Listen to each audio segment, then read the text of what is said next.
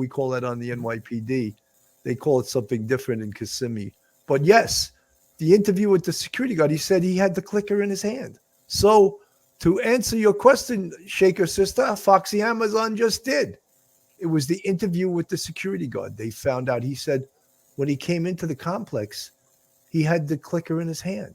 So right away, that's a damn strong piece of evidence too, because he's a consistent liar. He's lying, you know. So Nanny Goat, I think Stephan Sterns was looking for the other croc in Jennifer Soto's bedroom. He didn't care about the dog use as an excuse when he woke Jennifer Soto up. You know, Nanny Goat, many people believe, and I'm sort of on the fence about this, that Jennifer Soto knew about everything, knew about the murder, maybe even participated in the murder. I think that she chose to not see things.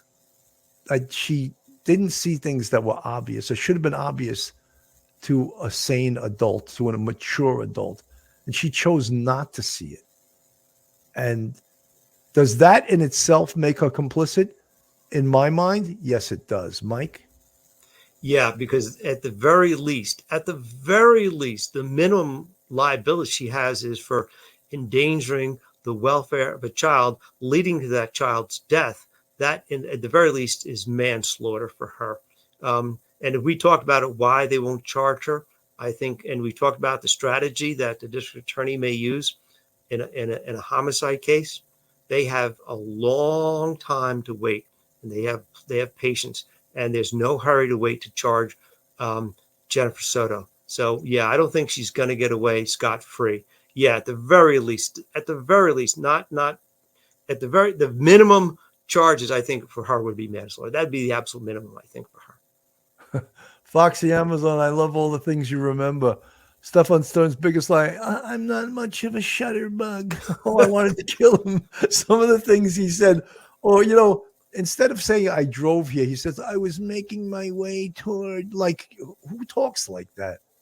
You know? And how about making good time? You know how many times he said that? We were making the schools, it is what it is. What do you mean you're making good time? You're driving 10 hours to another state. You're driving to the damn school. We were making good time. And yeah, I left early so we could make it to McDonald's. You know, like this guy, that whole interview is so painful to listen. But we're going to play a little bit more of this interview because we all love it so much. And the dumpster. Okay.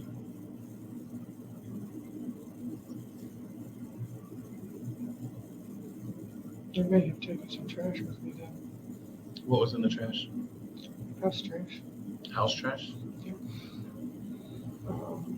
So it must have been that morning then. We'll toss trash bags on the back seat, and wherever we're going on our way out, we'll drop that on the way. I think I may have mentioned to her before her.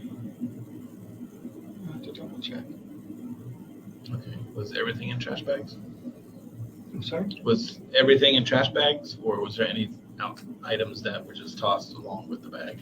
I think it would have been trash bags or maybe some boxes too. Okay. Some birthday stuff, leftovers. I can't remember exactly what. Okay. When you for school, did she have her backpack with her? Yes. She did. When he says that, it's got to be like the detective knows that she did not have her backpack with her because they found it in the dumpster. And why he didn't double down and go for the throat right there is, to me, interview 101, and he failed here. He did not go for the throat. He should have 100% went for the throat right at that point because he caught him in a really horrific lie. Did she have her school computer with her? Yes. Presumably, yes. Presumably. Okay. She should have.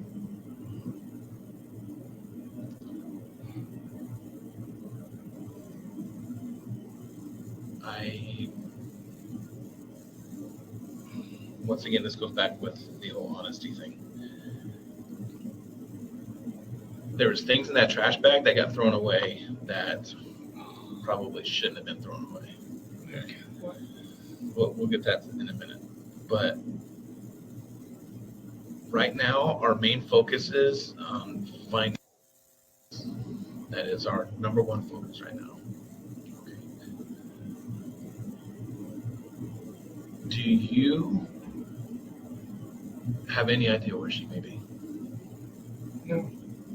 None whatsoever. No. Okay. All right.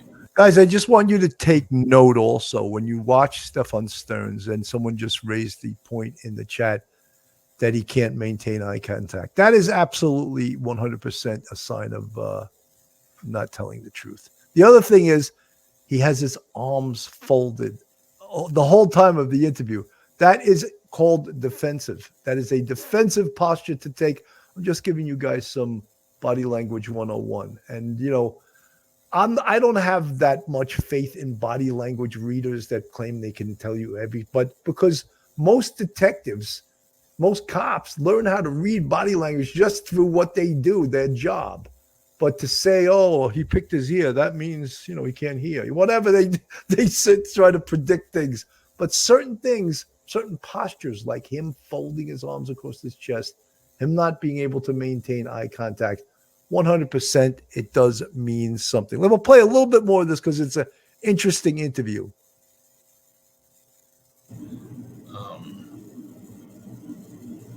Do you know?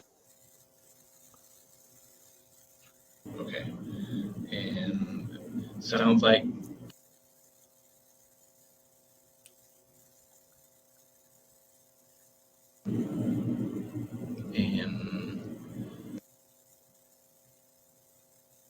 Again, they cut it off when he says our name. Something may have happened. Do you think anything?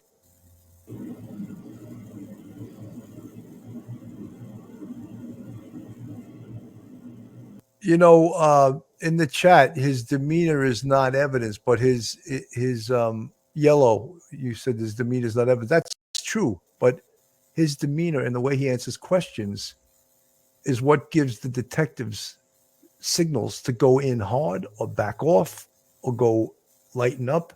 All of those things a good investigator knows and a good interviewer knows. So when he starts being defensive and starts lying, that's when a detective has to get a little more aggressive, have to get in his face. And they didn't do that.